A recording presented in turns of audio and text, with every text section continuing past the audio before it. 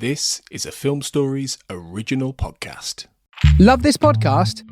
Support this show through the Acast supporter feature. It's up to you how much you give, and there's no regular commitment. Just hit the link in the show description to support now. This episode is brought to you by Progressive Insurance. Do you ever think about switching insurance companies to see if you could save some cash? Progressive makes it easy to see if you could save when you bundle your home and auto policies. Try it at Progressive.com. Progressive Casualty Insurance Company and Affiliates. Potential savings will vary, not available in all states. My dad works in B2B marketing. He came by my school for career day and said he was a big ROAS man. Then he told everyone how much he loved calculating his return on ad spend. My friends still laugh at me to this day. Not everyone gets B2B, but with LinkedIn, you'll be able to reach people who do. Get a $100 credit on your next ad campaign. Go to linkedin.com/results to claim your credit. That's linkedin.com/results. Terms and conditions apply. LinkedIn, the place to be, to be. It took a lifetime to find the person you want to marry. Finding the perfect engagement ring is a lot easier. At BlueNile.com, you can find or design the ring you've always dreamed of with help from Blue Nile's jewelry experts who are on hand 24/7 to answer questions, and the ease and convenience of shopping online. For a limited time, get $50 off your purchase of $500 or more with code LISTEN at BlueNile.com. That's $50 off with code LISTEN at BlueNile.com.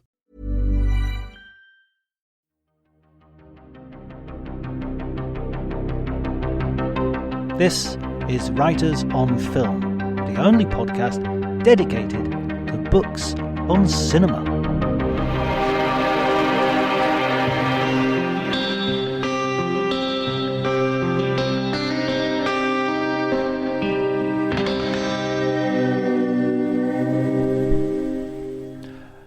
Hello everybody and welcome to Writers on Film. My name is John Bleasdale. I'm a writer and film critic, and today I'm going to be talking to Walter Chaw, who is the author of a new book on the filmmaker Walter Hill. The Walter on Walter, they should have, that would have been a good Faber name if it had been a series of interviews, which it isn't, but it is an amazing look at the career of, I would say, a neglected filmmaker who has spanned the decades and made top quality genre cinema that really deserves a reappraisal, and it's got a reappraisal in the work of Walter Chaw's book. So I'm delighted to talk to him. If you enjoy the episode, please remember to like, subscribe, to tweet it. If you can spread it out on social media, that would be great. We're getting great numbers of listeners. I'm really, it's phenomenal how this podcast has grown, and it's entirely due to word of mouth and the digital equivalent of word of mouth, because we have absolutely zero advertising budget, or absolutely zero advertising for that matter. So the more you do that, the more it helps, and that way we can grow further and further. But before you, and you can follow me on Twitter, because apparently Twitter still exists, although it's getting worse every day. If you want to, if you don't already, my Twitter handle is Dr. Jonty, DRJONTY. But before you do any of that, please enjoy the conversation.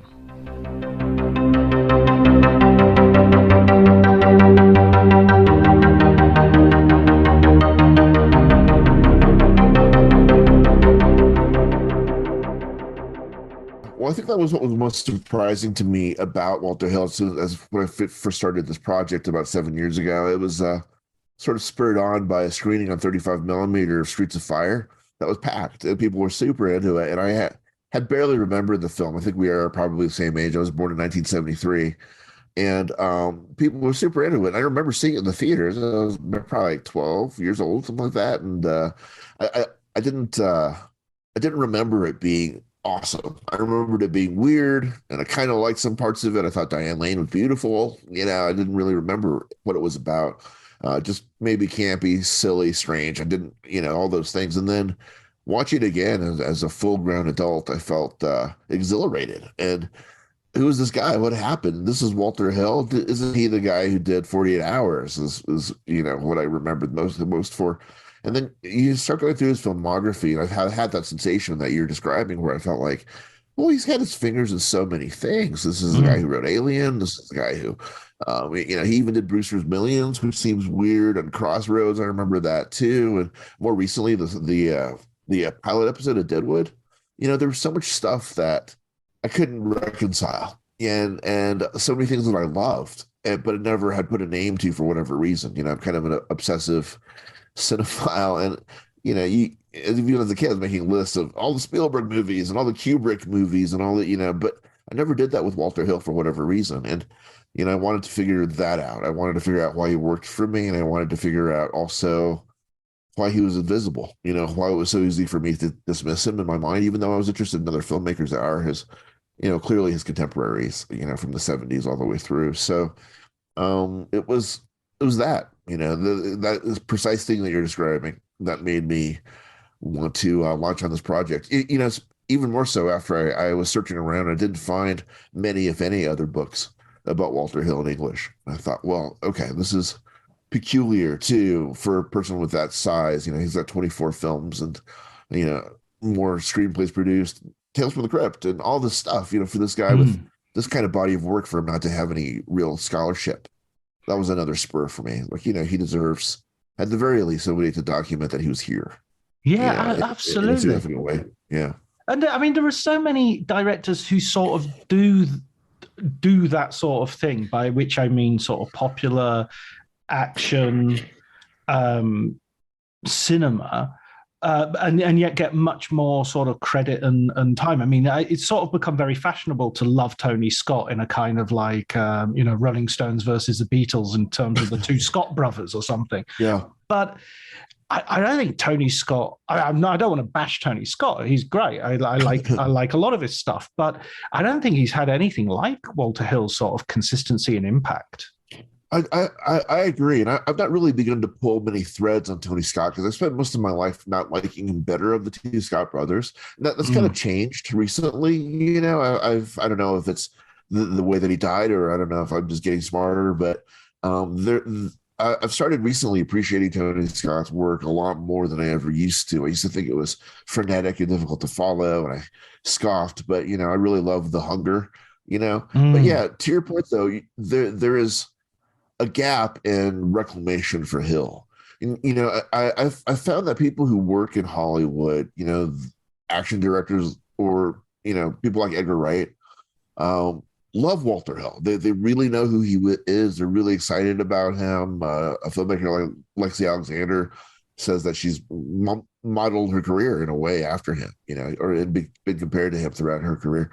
And so, people in the industry seem to know who he is, but the general audience, the fanboys, and you can even see it in the Blu-rays and the 4K releases now, I guess, how few there were, especially 7 years ago when I first started. Now they're sort of catching up. Imprint in Australia is doing a lot of good work. Yes, they're releasing a box set this year of Walter Hill films. But prior to that, I had to go to South Korea, I think, to find an Extreme Prejudice on Blu-ray.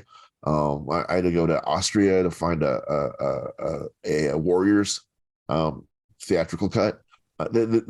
He just wasn't really being pushed forward in a lot of ways. I think there are a lot of things that are missing in terms of our ability, or this generation's ability, to appreciate him as a whole.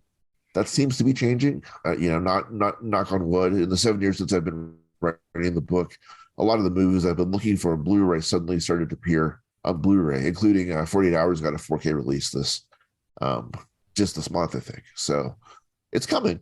It's coming, but it's been a long time coming for him. Yeah, he needs his like BFI season, doesn't he? He needs his this is the sort of guy that the French were always so good at sort of claiming as one of their own. And you have an interesting point in the book that he's kind of doing the opposite of that. He's taking Le Samurai, for instance, I think is the one that you bring up as the example, and sort of turning it back to its genre origins in The Driver. So I mean, it's almost as if he's just like one generation too far away to have got that treatment. Yeah, he seems to be, and he is more popular in France. He did a graphic novel in France called Triggerman, But there's yeah, he seems a little bit too cerebral almost, I think, for the general cultish crowd, and a little bit too culty for the cerebral crowd almost. He seems constantly to be landing in this hinter space. And I think his more recent films, like The Assignment in particular, I think speaks to a little bit of tension with him, where as it does with a lot of older directors. I think Spielberg's The Fabelmans is sort of in the same category, where directors coming towards the end of their career, their lives, they kind of want to be understood as something different than they've popularly been understood as for their entire careers. With Spielberg, despite Munich and Color Purple and Schindler's List, I think is still kind of considered to be a populist, popcorn, technically dazzling director. And he'd like to be known as something else as The Fabelmans, which is sort of an apologia for not really being able to land a sad ending. And for Hill, by the time of The Assignment, he's really talking directly about his sources. Edgar Allan Poe, he mentions Borgia, he mentions John Keats. These are the sources that I think he hopes that we've been pulling throughout the entire course of this film, which of course very few people ever were pulling out of his movies. And this is not me patting myself on the back for finding some of that stuff in there. I think it's just actually really there on the surface, but it's very easy to dismiss it or to walk by it, because the other stuff is so great to look at. And I don't know if you've experienced this with his movies, but for me, none of his movies drag for me. No. They're almost over by the time I notice them. And I don't mean notice by like, if it's worth noticing or not. I mean notice by just register that I'm watching something. It's so effortless that I've thought about it like it's Cary Grant. Nobody ever really noticed how hard it was what he was doing, because he was so effortless in the way he was doing it. But from being a kid to now, through 30 years of watching bad action movies or bloated action movies, watching a movie like Warriors, which is, wow, it's so great, and now it's almost over. I can't believe it. It's only 90 minutes long. What's going on? I'm used to 2.5 hours of this. It's really amazing. And if you were to ask him about that, if you were to praise him for it, he's like, yeah, I never, he said something like, I just never wanted to screw around. There's no fat on any of his movies. Even Broken Trail, which is essentially 1.5 movies, it really moves. It really moves. And one of his only regrets about Broken Trail was, he's like, there's too much stuff in it. There's too much sitting by the campfire conversations in it. I was like, I don't know. I kind of enjoyed sitting by the campfire with those guys, but yeah, I guess, but still Broken Trail feels like it's over by the time we're flipping the disc. So, yeah, I mean, no, it makes it tough to, yeah, I don't know. I'm rambling. No. I love it. You're not rambling at all, and it's absolutely.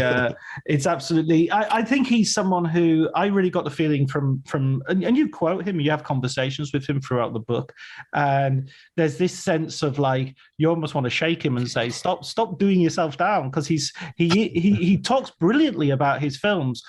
But he has a big bushel under which the light is hidden, which is this idea that I'm a craftsman, I'm an entertainer, I just do this stuff, and I'm not, But I mean, he starts off as a writer, and that's where he begins making his name in Hollywood, right? That's right. He's a very good screenwriter, and he and sort of sought after very quickly. His first produced screenplay is called Hickey and Boggs. It's the only film that the actor Robert Culp ever directed. It stars he and his I Spy co-star Bill Cosby. It's one of the great LA noirs. It's super dark. I think it would fit right up in there with the Robert Altman picture of the LA Ghoul. That's so. The Long Goodbye. Thank you. The Long Goodbye. I kept wanting to say The Long Good Friday. Like, that's just not right. But yeah, it fits in right with the Long Goodbye. It's super nihilistic and pessimistic about the human condition and about men's venality, about these two guys back from the war, which is a really early topic in 1972. And they're losers. Their wives have left them. And these are themes that have come up, repeatedly throughout the course of Walter Hill's career. Hickey and Boggs is really a Rosetta Stone in a lot of ways. And, one of those forgotten classics. That's a little bit radioactive now because of Bill Cosby, but Cosby's great in it, and he actually, given all the stuff that we know about him now, plays true to type. He's vile in it, but he's the hero, and I think there's something really brilliant about that. But from there, he wrote the screenplay for he was brought in to finish the screenplay adaptation of The Getaway, the Jim Thompson novel, for Sam Peckinpah shooting down in Mexico. That was a really big moment for him as well. But anyway, yeah, he was sought after. He worked with John Huston. He did two with Paul Newman, a weird movie called The Macintosh Man.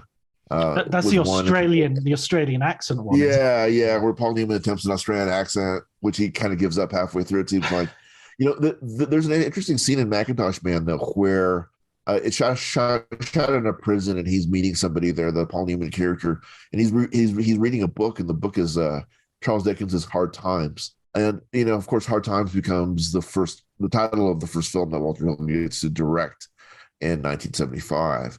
But, I think it's from his disappointments with stuff like Macintosh Man, The Drowning Pool, where, Hill said, I want a shot at directing. I want to do this myself. I want, control over my scripts. And so he did Hard Times.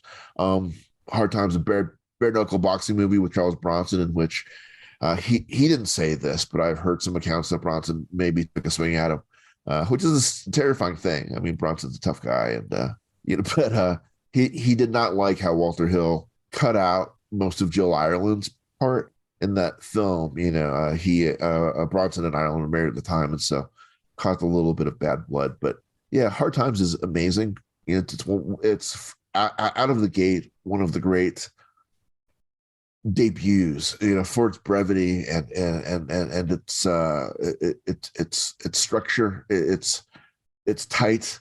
They're brilliant performances from not only Bronson but James Coburn as his handler, and Strother Martin. Strother Martin, he's never been as good as he's a character actor who I love to see when he pops up, but he's so understated in this, and you have this brilliant exchange between him and Walter Hill. Yeah, you probably remember it better than I do at this point, but it's something along the lines of, I need 30% I need 30% less of this if you want to stay in this movie. Yeah, exactly. He said you can do it. You can do it any way you like, but if you want to actually see it in the movie, it has to be 30%. I love it. I love that. Yeah, and Strother Martin sort of strikes me like an actor like Robin Williams or something, where he can be really, really good if you have a director who has him on a leash. Yeah. Otherwise, they're going to go out somewhere and be in a completely different movie than the movie that you're in. I think Strother always thought he was in The Rose Tattoo or something. But there's, I love Hard Times, and then he follows that up with The Driver, which is just kind of impressionistic and odd, and finally getting its due in the last 10 or 15 years, I think. Really beautiful shorthand, piece, another L.A. noir, and then hot on the heels of that astounding failure, people couldn't wait to not go see The Driver. He releases The Warriors, which is on its way to be a blockbuster bonanza, and then the plug gets pulled on it by Michael Eisner at Paramount at that time, I think, who's like, people are fighting in the theaters, and people have been killed, and there's been shootings on the subways on the way to and from it that are being blamed on this movie. So we're going to cut our losses and stop advertising for this movie completely, and then we're going to pull it from the theaters after a couple of weeks. And so, what was headed to be kind of his big moment, he really gets delayed for another couple of movies, another 3 movies until he makes 48 Hours. But that, that seems to be the place where Hill fell a lot, where, these movies that we look at now and say, how could they not have succeeded at the time? Didn't succeed at the time for whatever reason. 48 Hours obviously hit big, but Crossroads was a movie I didn't love initially when I was a kid. Again, I thought it was like most people did. I thought, this is a Karate Kid ripoff. I don't want to see Ralph Macchio and another person of color mentor learning how to fight, quote unquote. This is just another ripoff. But age has mellowed me or made me wiser, hopefully. And Crossroads is really a beautiful movie about fathers and mentor relationships that don't always go the way they want them to. And the charge in Crossroads about it being racially insensitive for, a white guy learning how to play the blues is misplaced. Throughout the course of the film, the Joe Seneca character, the blind Willie Brown, the mentor, tells Lightning, played by Ralph Macchio, the Juilliard snot who plays the classical guitar, tells him, "You're not a blues man. You're not born into this. You don't have the same kind of sadness." And the course of the film is sort of a saddening of the Ralph Macchio character. But by the end of it, he beats the devil's, consort, Steve Vai. He beats him in a guitar contest, not by playing the blues, which he tries to do initially, but by playing Paganini, who is an Italian composer who also sold his soul to the devil, rumor has it, for his playing ability. So it's Ralph Macchio's character Lightning going back to his own roots to find the strength and the virtuosity to save his friend. So it's not about a grading or a hierarchy of music, but rather a recognition that you are who you are culturally based on how you're born, rather than how you try to put on airs. You try to appropriate those cultures, and that's a message in 1986 far ahead of its time, maybe 40 years ahead of its time. We're not even really prepared to talk about those issues well or seriously now, but it's happening at Crossroads. And that's the movie that he was filming when his father died, who was a jazz drummer and really instilled in Hill's love of music that you see throughout his movies too. He really lets his bands wail in his movies, and set the scene. I think nothing sets the scene for a culture better than the music of that culture. But so anyway, all these movies that you feel like in retrospect should have been bigger than they were, you realize that they weren't. I mean, how does Red Heat not be a hit? How does that not a hit? Well, Die Hard opened like 2 months after that. Johnny Hanson, how is that not a hit? Well, I have no idea still how that's not a hit, actually. I think the studio mishandled it. And then, all of the bile that came out after Alien 3 and Fincher was sort of spearheading a little of that campaign about feeling like being abandoned by his producers, who were Walter Hill and David Giler, who also wrote the final screenplay. But for my money, the work print of the assembly print of Alien 3 is the best of the 3 first films. I want to come to that straight away, actually, because inspired by reading the book. I mean, I felt I knew a lot of Walter Hill, but obviously there were a few things that I didn't know, and there were a few films I didn't know or I hadn't seen. And like any good film book, this had me altering my watch list and adding stuff. So I'd never seen Hard Times, for instance. I watched that yesterday afternoon, and it's an amazing movie. Why is that film? Good. Why is that film not better known? It reminded me of The Emperor of the North, the Robert Aldrich movie, which has a similar sort of period. Yes. The Depression era, right? Yeah, exactly. Which I always love looking at comparative dates, which would be the same as today making a film about the 80s. Oh no. Yeah, that's true. Yeah. The 70s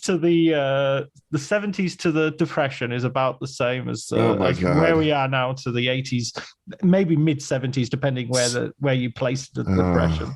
Sweet God. He'd be very pleased by that comparison. One of his huge influences is Bob Aldrich. So, Emperor of the North is one of the great Aldrich social consciousness movies. The comparison to Aldrich is astute, because I think Hill is very engaged in progressive idealism. And he would bristle at that. He would say garbage. He'd use more colorful terms. I don't know that it was ever his intent, but his eye is so clear in portraying how men are in our culture, and how they use racism and as both a way to bond each other and a way to start a fight.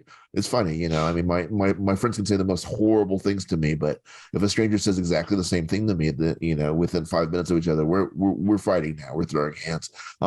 So it's fascinating the way that men use aggression and violence, even in friendship, to cement bonds, and the clarity of his vision and his eye to the way that all the different ways men are. And it actually comes out as empathy. It is empathy. It is just that. And so, you have a openly gay character, which I never would have noticed, when I was a kid, but I noticed now.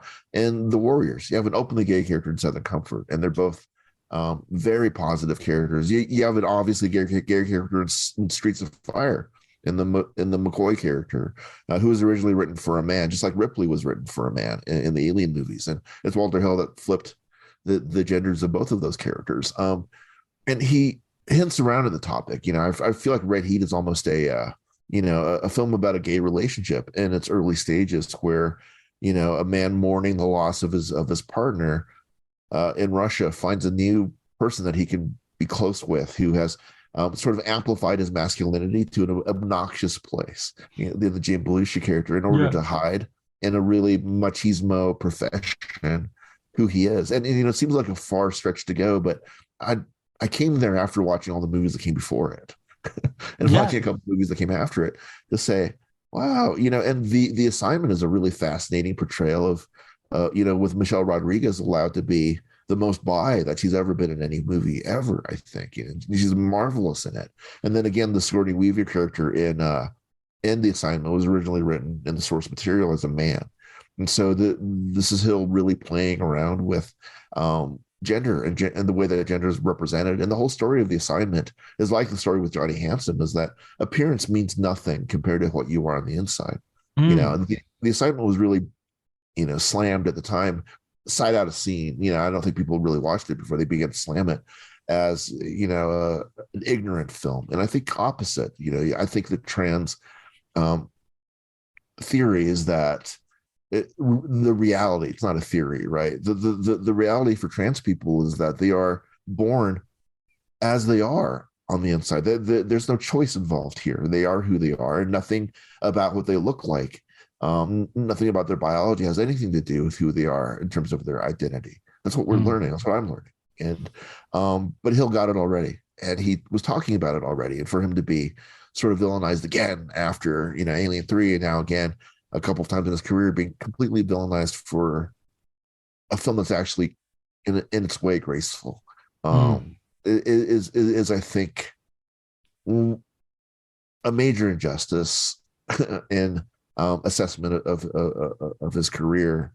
I think there's just a lot of misunderstanding about Walter Hill. And I think when you misunderstand Walter Hill the way that people misunderstand Walter Hill, it's easy to be dismissive or worse about him. The thing that I heard the most when I told people over the course of 7 years that I was working on a book, I'm writing about the career of Walter Hill. Who's that?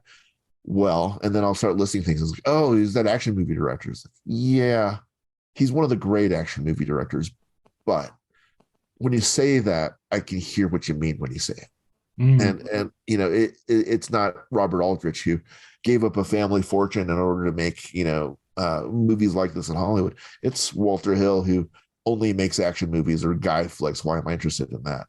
And then I have to say, well, The Warriors is actually about a girl, and Alien, the first three movies especially, are actually just about a girl. And the most powerful characters in the movies are generally women, and they're the ones that undergo these sort of character arcs. With Bullet to the Head, he gave us a Asian American action hero who was also a romantic lead who doesn't know kung fu. That's kind of extraordinary for American films. The things that he's able to do. He worked with both Ice-T and Ice Cube and Trespass. There's so much stuff going on. Undisputed is a movie about Ving Rhames and Wesley Snipes in the carceral state, being sort of exploited as for entertainment, essentially by the mob, and the mobsters played by Peter Falk, of all people. Did you know? And it's like there's so much stuff that's going on in his movies that is shockingly current and modern, and kind of subversive, because these are films which are, with all the best will in the world. I don't mean to be sound in any way disparaging, but this would be a film that in the 1980s I would be grabbing a 6-pack of beer and watching with my buddies, And then for me to be doing that and to be getting sort of not in a sort of preachy way or an overt way, but to be getting schooled on America and race and America and masculinity or America and sexuality, and the fact that I'm reading your book and having seen most of these films, and I'm going, oh yeah, geez, yeah, that character is gay, and that is, and that is what The Warriors is about, and that is the guy in Southern Comfort, of course. And you actually you talk about the actors and their private lives as well, in terms of them being at least one of them, I think, is an openly gay actor. A time when it was very difficult to be so. So it is isn't that subversive? Is that much more subversive than the sort of, I don't know, boilerplate left-wing filmmaker who we hear about it in the interviews? You're going to see a film with James Belushi and Arnold Schwarzenegger, and you're getting something which is significantly different to what you expect. It actually is subversive. To your point, it's remarkably subversive, but never intentionally, I don't think. I believe that, for Hill, it was always, this is the way men are. Men can be tender with each other. Men can be afraid. Men can cry. Men can rail at the heavens. And also, on the other hand, you can have, your macho Tom Cody kind of guy. But the villain is going to be sort of a macho guy in a rubber overalls. And then, the right choice is a sort of nebbishy guy with glasses who no one thinks is masculine, but he's got some steel to him, and he's using, money in order to make his way through the world. And so these are all these different kind of men that are coalescing around a very James Dean-y kind of character, who is this woman who is also made out of steel, it's subversive as hell, and it's critical of capitalism. It's critical of all of these systems that men have put in place to advance and entrench their own power. But he's just observing the world as it is. I don't think he's making a statement. And I think, you really get in trouble unless you're, Faulkner or Melville, when you intentionally try to tell what you feel. You intentionally try to have a message in your movies. I don't believe Hill had any message in his film, except that he wants to tell the truth. He wants to be authentic through his characters, and you can see in the way that they fight. It's always everybody has a different kind of style of fighting. I go into a little bit with 48 Hours. The Nick Nolte character is a big shaggy dude, and he has big haymaker swings. And the Eddie Murphy character is this really sprightly, sinewy, strong, smart character who does those little rabbit punches throughout the course of it, and until he gets angry, and then he loses his composure, and then begins to lose the fight. But there's so much story that's told through these. There's a great hammer fight in Bullet to the Head. It's a fire axe fight, amazing fight between Jason Momoa and Sylvester Stallone, like really scary and brutal, awesome. It's proto John Wick, I think that entire movie is. And again, another movie that should have been huge. Why isn't this movie huge? It has all the elements to be huge, and then it was just a little bit. It was like 5 years too early. Last Man Standing, I find it to be beautiful, and I think it's at least 15 years ahead of its time, and it's so nihilistic and grim but gorgeous. But yeah, there's he's super subversive, because I think even he would find it to be a surprise that his movies are being now, I think, finally considered for as progressive and interesting as they are. This fully integrated police force, this fully, there's all, he wanted the main gang, the Warriors, to be an all black gang, like it is in the book. And the studio was like, as they would be now, no way, man. There's no way that they could be an all black gang. There's no way. So he sort of compromised, and he had other gangs. He had all this other commentary that's going on throughout the course of it. And the most venomous, dangerous person in the Warriors is always using the F pejorative for gay characters throughout the course of it. So that sort of sexuality and that gendered violence is always present in his movies. And we would look at it and say, it's easy to say, oh, we were so backwards. It was this Precambrian times. We just said terrible things back in the 80s and the 70s. Except that Hill is making these guys heroes. Rembrandt, openly gay character in the Warriors, is the person that guides them back home. Really, he's the chronicler, and he's the there's so much stuff. He's the person that saves them from the Lizzies the all girl gang. He's the one that's not attracted to them in any way, so he's not lured in by the sirens. He's the Odysseus, which is says, hey, they're packing. They're packing. He's got the wax in his ears. He's the one that sees that they're dangerous to them and saves the whole little offshoot group that he's with. He's a hero, unapologetically a hero in that movie. And who does that if you're just sort of a He-Man who truly hates weaker men? Or the weaker men in his movies are often the heroes in the movies, and that's subversive as hell, man. It's amazing. And I do think that, you said he's not intentionally doing it, he's just looking. But that vision, there's a lot of filmmakers who don't film action movies or noirs or thrillers just as the world is. They film them in a cinematic space, which are absolutely loaded with prejudice and with biases and with so to just say, oh, this is just how, I remember there's a great part where you describe the police station in 48 Hours, and there's this idea of like, here it is. It's multiracial. It's a place where there's a large number of women working in the police force, and he just presents it as, well, this is how it is. So this is how I'm showing it. But there would be so many who would go, no, you need a black sergeant. You need right. Here we are, because I've not seen a real police station. I've only seen police stations on TV. Right. And to your point, I think there's a certain obstinacy about Hill and his vision that has rubbed a lot of people the wrong way. I think he's gotten in trouble at every studio he's ever worked at, and because he won't compromise about those things that you're describing. People will come in with notes and have come in with notes and said, you can't do that. You can't have this happen here. You can't have this guy be the boss. You can't have this guy be the hero. You can't. And Hill's like, no, this is the way it is, and if you don't like it, you can take my name off the picture and I'm walking tomorrow. And he just has always had this confidence of quitting, if and not as a tantrum, but as like, I know what I'm doing, and it might not agree with what you're doing, but this is what I'm doing, and even if I'm not going to articulate to you exactly the reason I'm doing it, I assure you I have a good reason for it. And I think you're right, there is intentionality here, and I think the intentionality is to be fair to all of his characters. He seems to have a real affection, with a couple of exceptions, I think, in his career, but a real affection for all the people in his movies.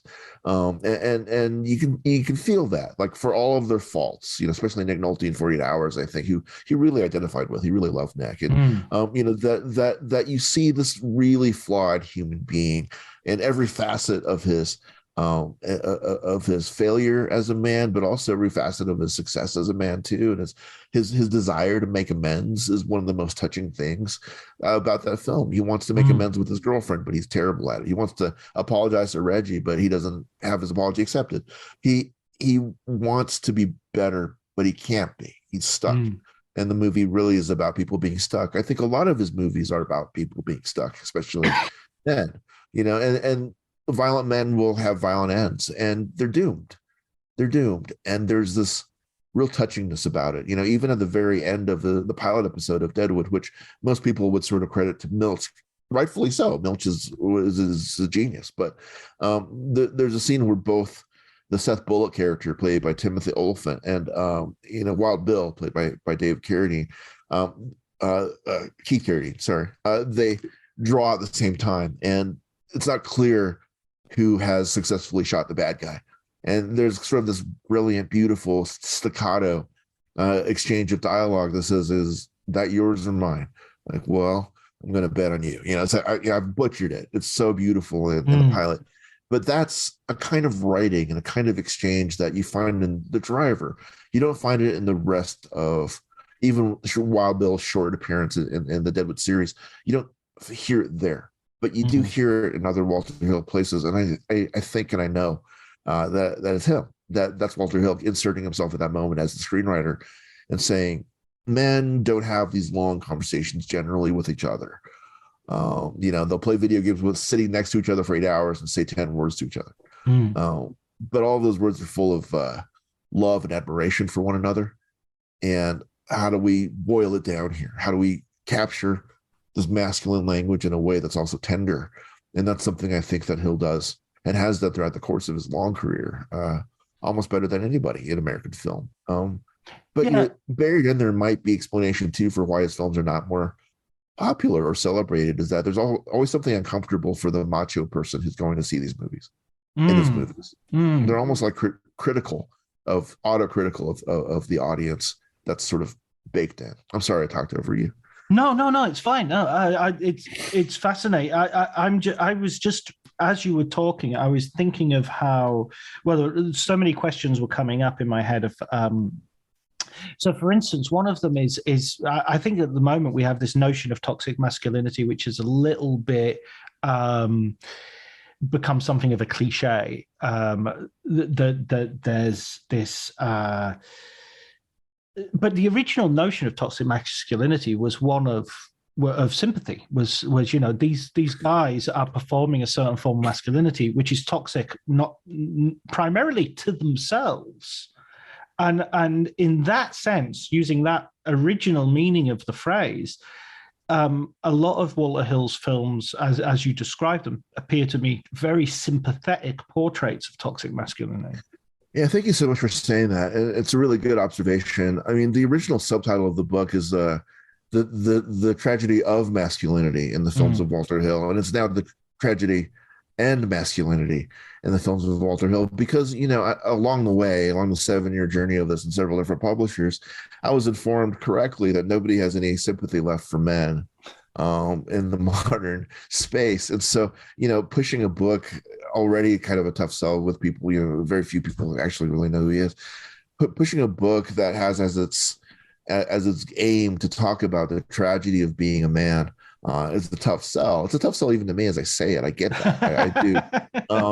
Because, men would be a lot more tragic if they weren't responsible for all the bad stuff in the world.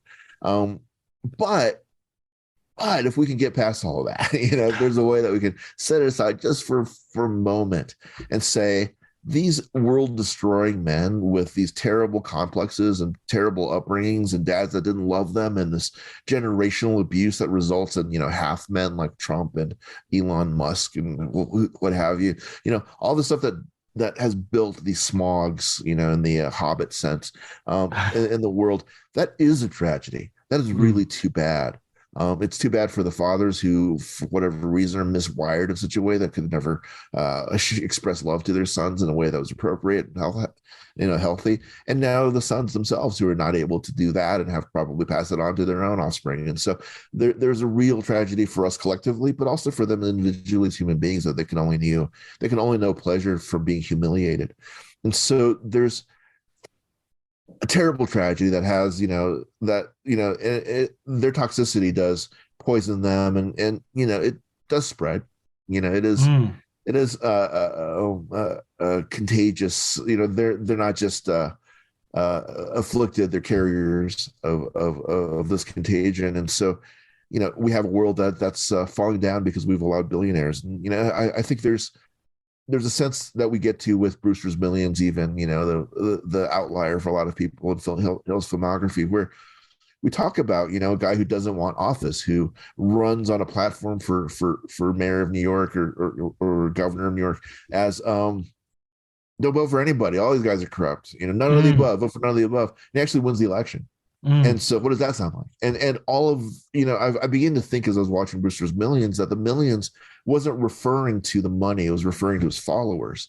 And we hear that now when we look at, the Georgia runoff, for instance, or even our last election, where we say, okay, thank God, but who are these 30 million people that voted for this maniac, this fascist? Are we rubbing elbows with? Those are Brewster's Millions. The people who are following obvious con men, people who are mistaking wealth for insight and for value. And I'll go on forever about this, but it goes back into the Reagan era, and all this stuff.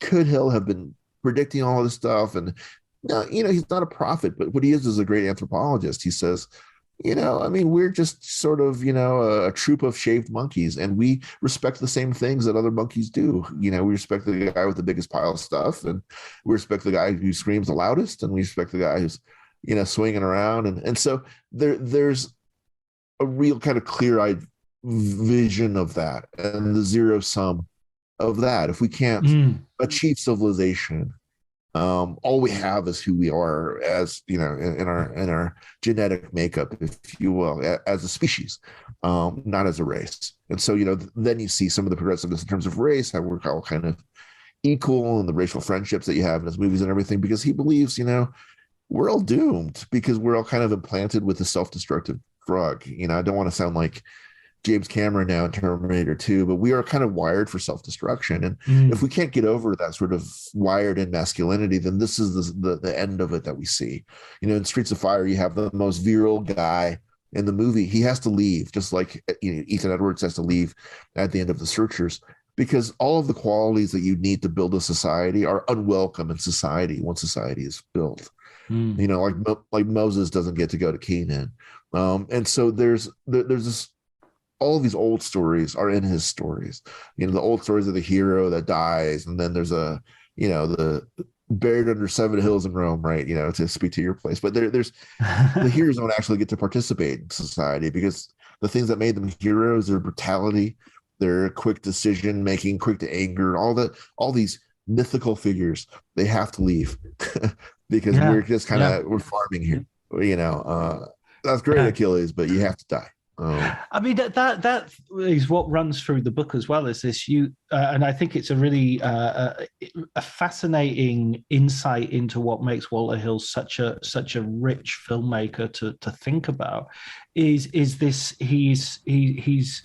he has this certain erudition which is worn extremely lightly, to the point that most people wouldn't think of it, or you wouldn't approach a Walter Hill film thinking necessarily of Homer and of all these things. And yet that is light years deeper and more interesting, more fascinating than, I'm not dunking too hard on him, but you bring up James Cameron and his sort of paint by numbers use of Joseph Campbell and myth and all this sort of stuff, which just in the end looks derivative. Nothing in Walter Hill looks derivative, but it is keyed into all these things which are mythical and are coming out of art, and yet, even using that language, I mean, again, it's a sort of theme of the book. You're putting forward these ideas, and Walter's sort of like, well, maybe, I don't know, I don't think so. Yeah, he is so, and that's the other piece of it, right? Because you couldn't get a camera away from Cameron or John McTiernan, or these guys are really big personalities, and they're very willing and wanting to talk about these things, McTiernan putting the ode to joy in Die Hard. There's nothing there. These are maximalist filmmakers, and in a really weird way, talking about a guy who has chases involving passenger buses and trains. He's kind of a minimalist filmmaker in a lot of ways, and in the sense that you're describing, where there's so much, what was the lovely phrase you used? There's a bushel under the torch. There's so much stuff that he has larded in the underneath here, and it's not on purpose. He's not creating subtext, but there's subtext there because his sources are so manifold and stunning. The sources are stunning, and they shouldn't be, because everybody, I think, knows kind of that The Warriors is based on Anabasis, this really old story, this really ancient story about a flight from Persian and this army that's cut off from support and has to run home to the sea. I think we know that, and yet we're not thinking. We're just thinking, oh, this is just more of the George Lucas hokum. Yeah, Joseph Campbell lived on Skywalker Ranch. It's more of that stuff. These guys that are pretending, but Hill's not pretending. He'll say those things, and sometimes he'll say them in his study, which is lined with bookshelves. And the books on his bookshelves are Homer and Herodotus and Ovid and Thomas Mann and James Dickey. And, these are real books. And they're not books that the interior designer has picked for the color and the shape. These are books that have been read. These are books that have bookmarks in them. Explaining football to the friend who's just there for the nachos? Hard. Tailgating from home like a pro with snacks and drinks everyone will love? An easy win. And with Instacart helping deliver the snack time MVPs to your door, you're ready for the game in as fast as 30 minutes. So you never miss a play or lose your seat on the couch or have to go head to head for the last chicken wing. Shop game day faves on Instacart and enjoy $0 delivery fees on your first 3 grocery orders. Offer valid for a limited time. Other fees and terms apply. My dad works in B2B marketing. He came by my school for career day and said he was a big ROAS man. Then he told everyone how much he loved calculating his return on ad spend. My friends still laugh at me to this day. Not everyone gets B2B, but with LinkedIn, you'll be able to reach people who do. Get a $100 credit on your next ad campaign. Go to linkedin.com/results to claim your credit. That's linkedin.com/results. Terms and conditions apply. LinkedIn, the place to be, to be. They are the basis for archetypes. Like in The Driver, the characters don't even have names. This is a passion play about the interaction between men and women, and there's the player, the strongest character, the smartest character in the movie is played by Isabella Gianni, and it's like there's archetype throughout. And with the Warriors, and then the really controversial director's cut that he released of the Warriors, that I look at as an attempt to wave a hand finally and say, I know you love this movie, you guys, and I know that you get dressed up, and I know that you get together and you have a 6-pack, and that's all great. That's all my intention. This is further my intention. This is he wanted to be a comic book artist for a while. He wanted to do all this. So these are my influences. It's these comics that I grew up with, Sergeant Furies or whatever. And there's also the Greek myths and the Greek historians, and this is the story that I want to tell here. And there's a little bit of Shakespeare in Warriors, and there's a little bit of all of this stuff. There's music, there's R&B, and in the Warriors, and there's Joe Walsh, opposite of R&B, in the Warriors too. There's all of this stuff in here. Please notice that. Please notice that. And of course, he's derided, and his own fans turn against him. Say, how could you do this to your movie? You destroyed it. How could you never, how dare you? How dare you? How dare you want to be known? How dare you want to be heard? There wasn't a lot of time taken with, why did he do that? Because it's his voice that's reading the introduction. It's his voice that's telling the story, Vanna Basis. It's his voice that's the narrator of that. He originally wanted that for his original screenplay, and he asked Orson Welles to do it. Yeah. He was shooting the far side of the wind, other side of the wind, I think, something. But anyway, he's really deflecting. He doesn't want to be the kind of guy that goes on about his own work as if it were more important than it is what he would say. He doesn't want to become the bore at the party. And yet through his films, I see this kind of sort of steady progress, starting with the Warriors director's cut, but landing at a place around The Assignment and Dead for a Dollar, where he's really not desperate, but he's really like desiring of understanding, or at least a hearing in the court of critical appreciation. Yeah, absolutely. In addition to everything else, I was also doing something else too. Yeah, absolutely, and deservingly so. I mean, I watched again for the first time as a result of reading your book, Bullet to the Head, and I'd always had it in my head as this was going to be a John Woo ripoff, which of course it isn't. That's my mistake. Right. It's from a French graphic novel, I think. Is that right? Yep. And there's a scene in that, and it made me roar with laughter. I thought it was hilarious when the two, Sylvester Stallone and the lead actor, whose name I've forgotten, from the Fast and Furious franchise. Sun King. Yes, and they've got the they're doing the classic John Woo Tarantino face-off guns, and Stallone just says, "Okay, is that enough? Because my arm's getting tired." And I just thought that was that's so many people try to have their cake and eat it and don't manage, but Walter Hill has the balls and the moxie to manage and to use this cliche and then to strip it away and that happens several times in that film. It's a really good deconstruction of that's a word he would never use, but it's a deconstruction of the action movie of the time. Yeah, no, I think that's a really good observation, and he really walks a delicate line in a lot of ways throughout Bullet to the Head. You have a character in Sylvester Stallone who is, a little bit like the Nick Nolte character in 48 Hours. He's clearly racist and still the good guy. So how do you walk the line here? I mean, I think you walk it the way that you described, is like you comment on it, you deconstruct it. You're right. He would never use that term, but that's what he's doing. He's aware of it.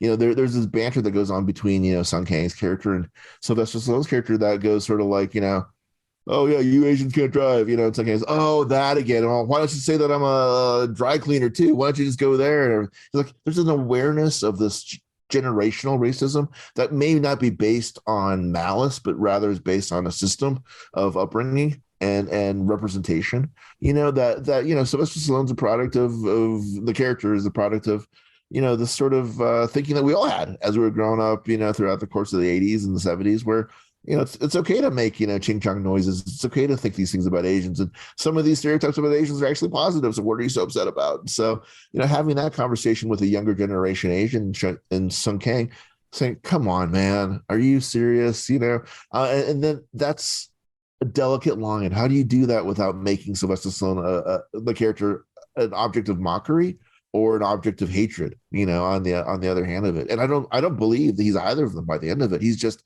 fully human. He's just a guy who does weird work, and he's got a daughter that he's concerned about, and now this guy's going to date his daughter. Is like, I don't like that, not because you're Asian, because you're a cop. And there's this really kind of delicate line that's going through this racial line that's being drawn throughout the course of the film. But at the end of it, you have an Asian American hero who's not related to a immortal dragon god or whatever, doesn't know secret kung fu. He's not like all this garbage, right? But he's just a guy who's trying to do his job and doing a different way, and he gets the girl at the end of this film. And that's, man, I don't know how rare that is for an Asian American to see in a film, especially in 2012. I can't, I would challenge your listeners to say, 10 years ago, name one film produced in the United States with an Asian American romantic lead. Yeah, rare, if not maybe The Replacement Killers, but he's not Asian American. So there's a very small, it's almost one of one for a while, that representation in that film. And it's a bullet to the head of all things, right? You're expecting, it's in this great Merchant Ivory production of, it's of the Red Cart or something. No, it's in this action movie where it's kind of buried and people are dismissing it as old Walter Hill and old Sylvester Stallone. I don't want to see that. It's dismissed offhand. Yeah. People don't even watch it. Even a fan like you. Yeah, you're right. It took a long time to see it. Absolutely, it was in the Rome Film Festival. I remember when it first came out, and that was to be fair to myself. That's the only time I've ever considered going to the Rome Film Festival. I was like, oh. Right. There's another couple of films I want to go into a little bit. Well, first of all, let's go back a little bit and the Alien 3 controversy, because again, inspired by the book, last night I rewatched Alien 3, the assembly cut, which you make this very bold claim for as being the best of the three, and saying it is ripe for critical reevaluation. It's funny that you say bold, because I actually made the claim to Fincher. I worked with David Fincher on a series that he did for Netflix, and we're talking about Walter Hill, of course, who had experience with Alien 3, and I said to him, I was like, the assembly cut of Alien 3 is actually my favorite of the three movies. And there's a long silence, and then he says, "Come on, Walter." So not even Fincher thinks that's a valid take. But I tried to convince him, as I'll try to convince you if necessary, that that it's the most full and nuanced depiction of Ripley in any of the films. In the first movie, she's sort of set up as the villain initially, and then at the end is sort of just a really awesome, but not terribly well developed. She's aided in the first film, I think, because there used to be like a sex scene between her and Dallas, and the Tom Skerritt character, that Walter Hill and David Giler kind of cut out of it. She's really aided as being a really truly powerful character that has held up a franchise now for 50 years.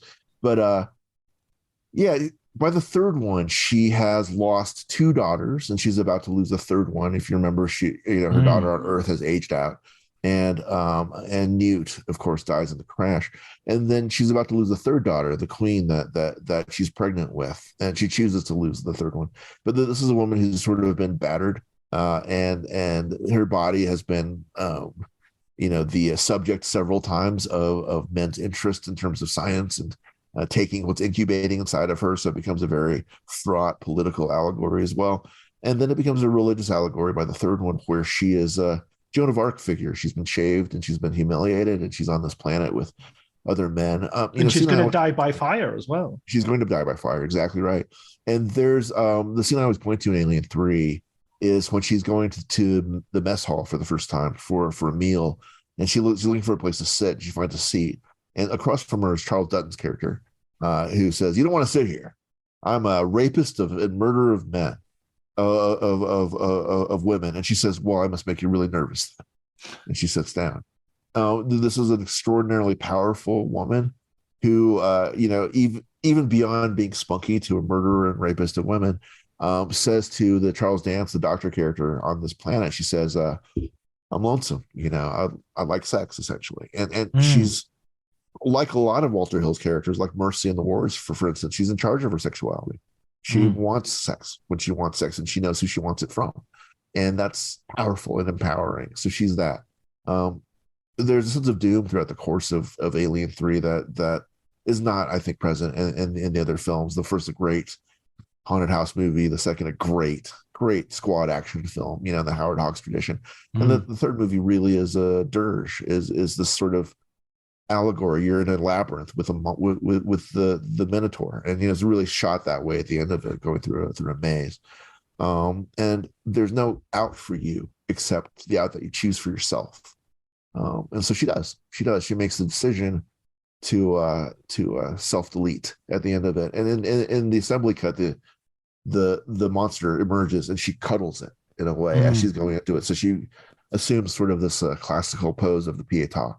Not the Pietà, the Madonna and Child pose as she's going into the fire. There's this is such a remarkable archetypal resonance to it, but the movie was so derided when it came out. People hated this movie because it killed Hicks, it killed Newt. Alien cubed, that means there's geometrically more aliens. Why isn't this on Earth? And that was Edgar Wright's treatment of the film, I think. Why isn't it why are there a kabillion aliens, and then there's a war against, why isn't the Starship Troopers? That was the expectation, and they went entirely in the other way. They kind of went insular and introspective as a result of it. All these different kinds of men and their frustrations, the guy who's humiliated about his IQ, the sort of petty power struggles, the restriction of reach, all of these things about men at a terminus. And you see echoes now of Alien 3 and stuff like Wild Bill and Deadwood and these frontier films about how do men coalesce a civilization on the edge of nothing, and on the spiritual edge of nothing too. I always find it really striking in that film. I saw this film at the cinema a long time ago, and I've seen it several times since.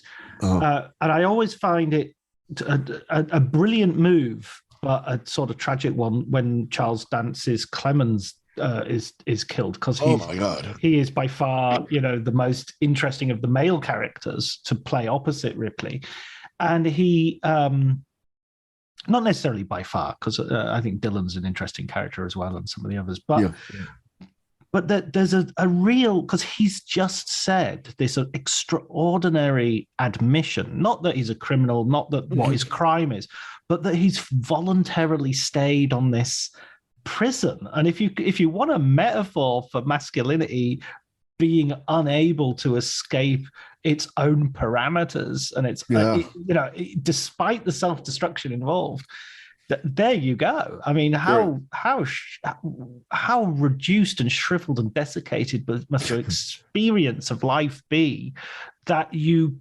prefer to stay on that prison? And yet, at the same flip side of that, what extraordinary love for these ridiculously awful, horrific characters must you have to say, I wasn't going to leave them on their own without any help. it's truly graceful. Yes, exactly. That's a beautiful way of putting it. It's graceful. And it's just like with Hitchcock's surprising murders in his movies, it's really good to look at the moments right before as indicative of what the author is really trying to say. So to your point, he's doing penance essentially on it, and then he's martyred in that moment, in a really kind of quick and senseless sort of way. It just comes down through the ceiling behind him as he's talking, and there's this sense too of the sort of Damocles for all of us is that how do we want to go? We never really get to choose the way that we go out, but do we go out penitent? Do we go out as a coward?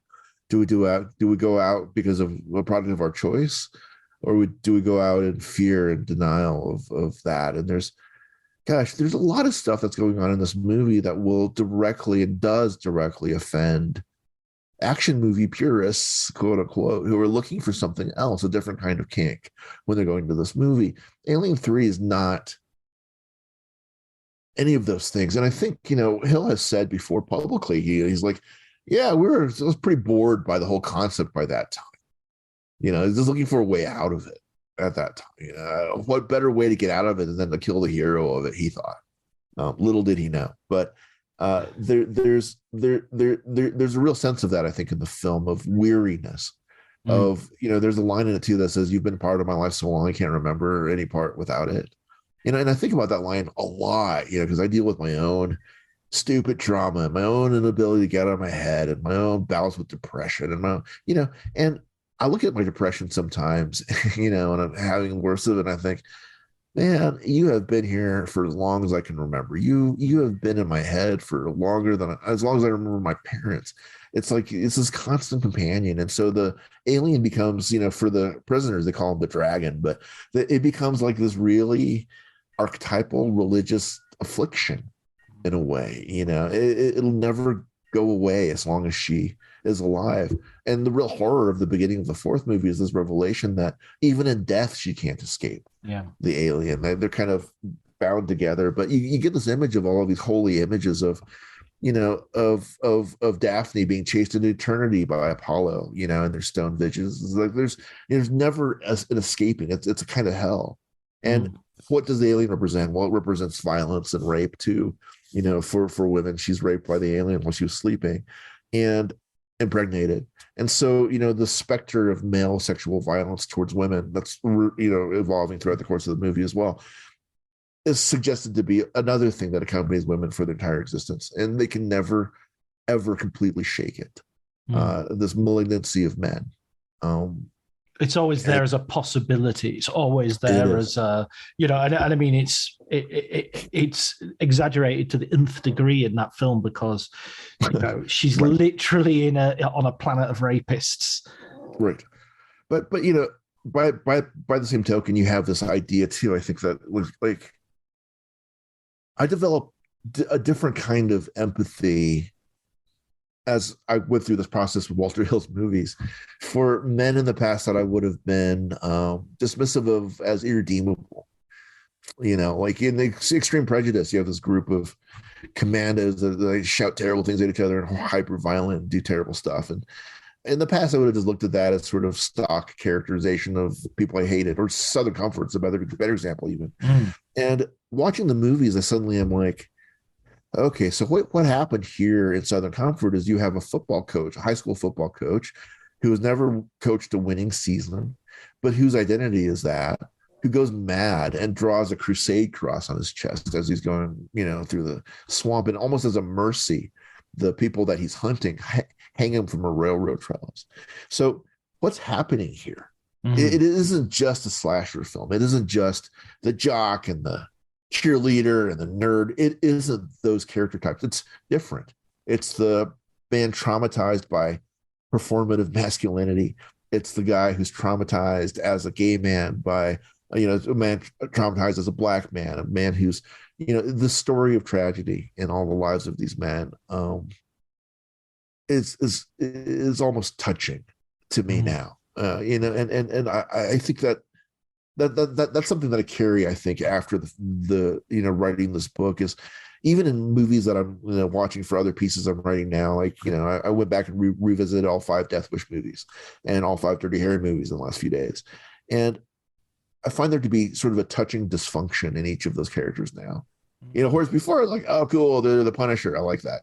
Now I'm thinking, what happened to them is really truly awful. Not Dirty Harry so much, but what happens to Paul Kersey is really truly awful. And I wonder if I would have the same kind of empathy if I wasn't sort of trained to do so now by watching Hill, who has this kind of tremendous empathy for men. Again, we don't deserve it. We're terrible. We hurt other people because of our trauma. But if you can get past that to a philosophical place where you can sort of say, to find that grace of the Charles Dance character, to say, here I am on a planet full of rapists, but yet there's something that's worth saving. And maybe through my grace, there's something that they can find in themselves too that's worth saving. And Ripley gets to that when she saves the life of her potential rapist. There's a point where towards the end, I mean, my only pushback to your argument would be, I totally agree with you on a level of character and story, but it comes down to execution in the sense that maze at the end is, I mean, I think Fincher directs the hell out of it, but I don't think it works. I think you get to a point, it's a little bit like an underwater fight in a James Bond movie. There's just something about the physics of fighting underwater, which after 5 minutes, it's like, all right, skip to the end, where somebody's gonna shoot a harpoon gun at somebody else. I get it. Yeah. You know what I mean? So it's just I if there's a film that they could do a special edition of, that would be it, and get rid of Skippy the Xenomorph as well. That just sort of bounces about. I'll keep working at it. I've been bugging him about this. I was like, David, just people want this. He's like allergic to the topic, but for me, it's like, it's some of these guys don't actually know what they made. There's just, they only see what they wish they had made. Right. They don't actually see what they did make. And for me, yes, you're right, it's a lot clunkier technically in a lot of ways, and I think owing to overshoots and over budgets and schedules and all this stuff that was ridiculous for that team, but and rewrites on the fly too. Right. But there's for me, I tend to overlook that for whatever reason, because I'm so driven, I'm seduced by the undercurrents of it enough that like many of my favorite films, I guess they're far from perfect, but the undertow is so strong I get sucked out to sea anyway when I watch them. And I think I feel the same way about Alien 3. I can't even though I've watched it maybe like 10 times in the last few years, I can't remember what you're talking about. I do know what you mean, because I remember seeing it initially in the theater and being, oh, what is going on after Cameron? This looks stupid. This is ridiculous. Who is this guy Fincher? He'll never make it in Hollywood. But watching it now, all I can see is sort of like the beautiful design elements and the beautiful ideas that were driving all of these motions. I know that the maze probably doesn't work, but that it's a maze at all, that's amazing. That's remarkable to me. That's like, okay, so you set an alien film in a labyrinth. I know all about that myth. That's really fascinating. And that myth is also about rape, and that's also about an ill spawned spawn and a monster that they kind of put away in a labyrinth, and it's used for a political power centering purpose by King Midas. So there's something that's really this is really awesome about that to me, to find it in there, that allows me to overlook some of those things. Not to say that everyone can or should, but just to say that would be my defense of it, is like, the thematic underpinnings of this are strong enough and compelling enough for me that I kind of can't remember how it doesn't work technically. I'd love to keep on talking about all Last Man Standing. I went to the cinema 3 times to watch that film. So bless you, bless your heart. You're right. I adored that film. I love Dashiell Hammett, and I love Yojimbo and Fistful of Dollars. So but this film has to go alongside all of them as so good. And for what it's worth, he would love the comparison to John Woo. Yeah, He loves John Woo, and he was about to remake The Killer at one point. He has a script ready for it. Wow. Well, let's but hope yeah, so.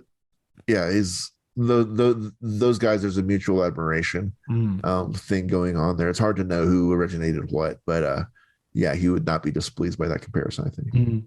And I saw his last film, Dead for a Dollar, in Venice. Awesome. Yeah, and the last thing that I wanted to ask you though was what's Walter's reaction to the book been? What's the has he been has he given you any? Yeah, he's well, he keeps saying I haven't read it. I won't read it. I'll never read it. I'll never read it. But I will say, I think you will. I hope you will. And I try to be fair. It's not just I hope you back me up on this. It's not all just gushing. It's God no. It's an analysis as far as I can provide one. As well as I can provide one, and it's trying to weasel out these threads that I think he's kind of left there. These crumbs that he's left there for us to find. Or the thread is good for a labyrinth analogy, right? Yeah. That he's left there to help us find our way out of his work. And what he has said is he did watch the episode of War on Netflix with about 48 hours. Right. And he initially was like, Walter, I'm never going to watch that. Good for you. Thank you. But I'm never, ever going to watch it. But his family convinced him to watch it.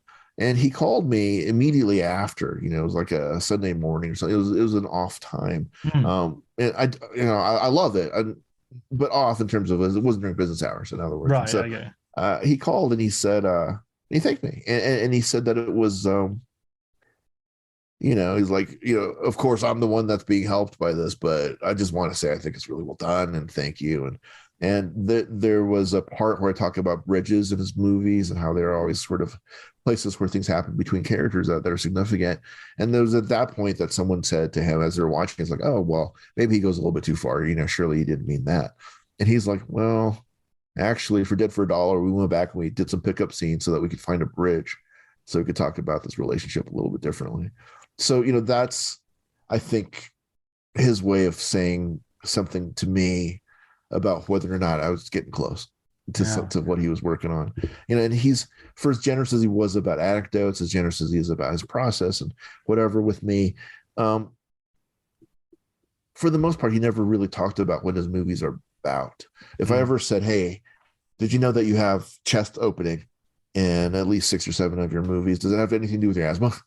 And he's like, so when I was walking with Bob Aldrich, and that it becomes a completely different anecdote. It's like when you're talking to David Lynch and you ask him about something, he'll talk about carving a birdhouse or some shit. So there's like this real deflection of digging really deep. I did ask him. I said, I thanked him essentially. I was like, thank you for expanding my reading. I had not read enough Borgia. I've read all of it now because of this project. And I said, in particular, I had not read the Edgar Allan Poe essay that he references twice in his movies, and once in his movie and once in Perversions of Science. And I said, I had never read that before. The explanation that Poe gives about the Raven and why it works. And thanks for that. And is it your intention for this to be, your statement about how to look at your films? And there's just a really long, unusually long silence, and he said something like, yeah, you're the first person to ask me about Edgar Allan Poe. But then it's stunning because, and that's all he'd say, but it's stunning to me that that's true because the Strother Martin character is named Poe. It's Poe, yeah. And he quotes Poe in the film. He quotes Poe. Yes, and there's a Poe, I think, in Undisputed, and there's a Sergeant Poe in Dead for a Dollar. Poe is foundational for him, one of the great American storytellers, right? One to the other. And I think that sort of it is it in a nutshell. These kind of little crumbs that he gives me about this work and the process of this work have been enough for me, to sort of feel like maybe I'm headed in the right direction for whatever that means. I mean, I could come to completely different conclusions that he ever comes to, and there's separate things. He does something completely different than I do. He makes movies, I make criticism, but for what it's worth, I think that he's glad that someone wrote 257,000 words about his career and he got to see it. And ultimately that was my only goal and only real fear about the book, was that it wouldn't come out in time. For he's in his 80s now. You never know. You never know if you're in your 40s, really, right?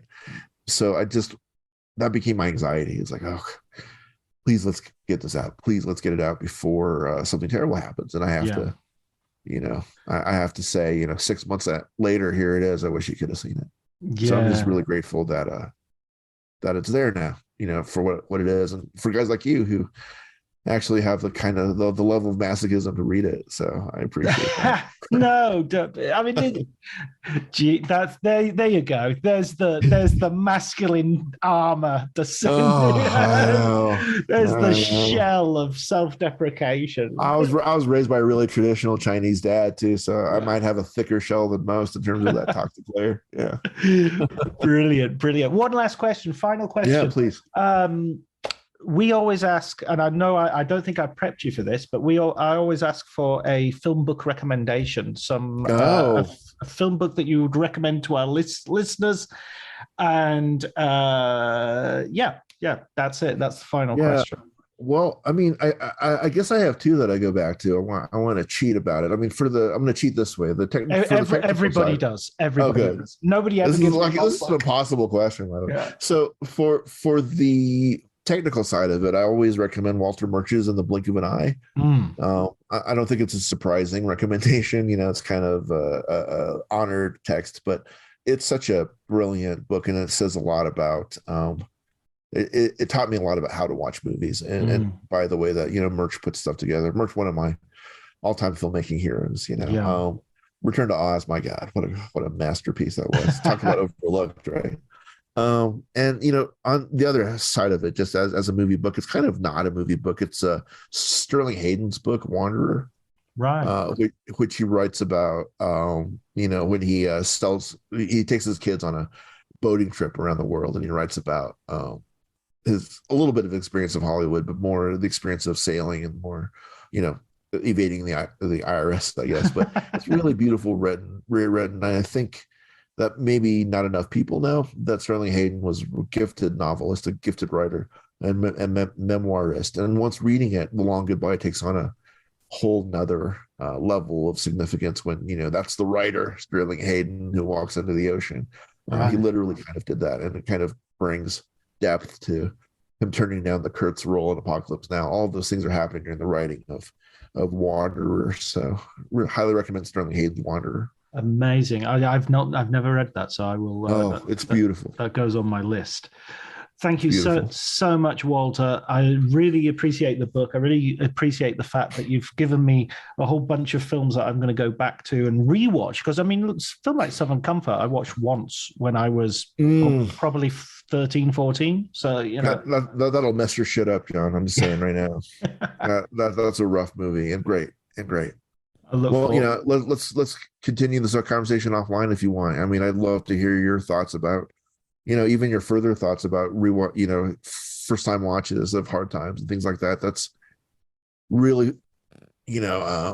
what's the word? It's really fulfilling to me to hear more people going to his work, perhaps just because I've talked about them a little bit. That's ultimately all you wish for, right? Yeah, somebody gives it a look. Yeah. Thank you so much. Yeah, be safe out there.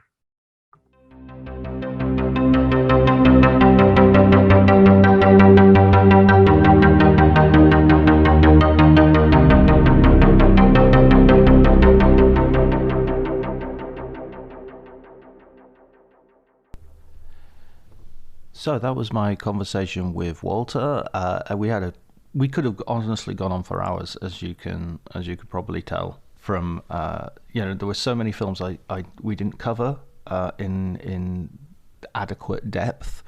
But I think we did what we could, and hopefully Walter will come back someday, and we'll have another conversation, because I think there's definitely more to be said about that this particular filmmaker, but also it'd be great to get Walter's opinions on other stuff as well. His recommended books were Walter Murch's In the Blink of an Eye and Sterling Hayden's Wanderer, two brilliant choices. one of which I'm definitely going to be hunting down because I haven't read it yet, which is Sterling Hayden's book. There was a great documentary about Sterling Hayden and his sort of boat years that showed at Cannes, and although I didn't actually see the film, I did see some material from it, and it looked really, really promising. I also met the filmmakers. The filmmakers were fascinating, and they talked about how they showed the documentary part of it to Sterling Hayden and his children, and how affected he was by it. So that's something that you might want to also follow up on. All that I have left to do now... no.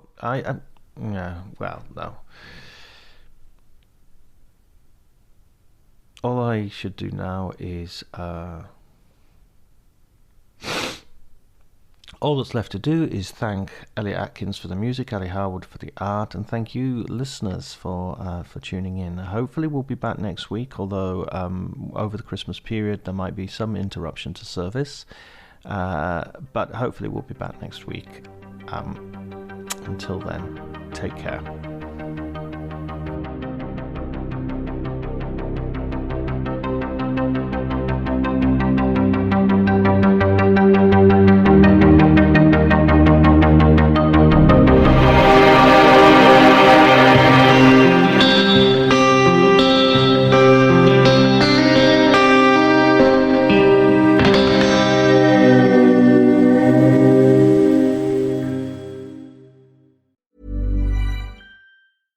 If there's one thing that my family and friends know me for, it's being an amazing gift giver.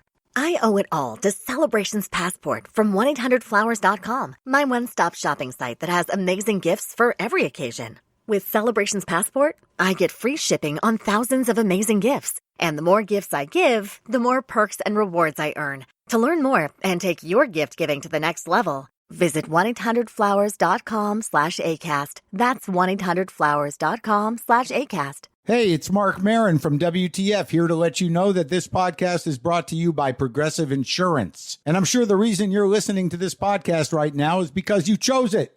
Well, choose Progressive's Name Your Price tool, and you could find insurance options that fit your budget, so you can pick the best one for your situation.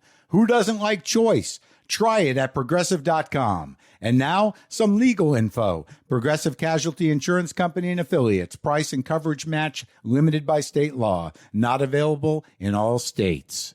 My dad works in B2B marketing. He came by my school for career day and said he was a big ROAS man. Then he told everyone how much he loved calculating his return on ad spend. My friends still laugh at me to this day. Not everyone gets B2B, but with LinkedIn, you'll be able to reach people who do. Get a $100 credit on your next ad campaign. Go to linkedin.com/results to claim your credit. That's linkedin.com/results. Terms and conditions apply. LinkedIn, the place to be, to be.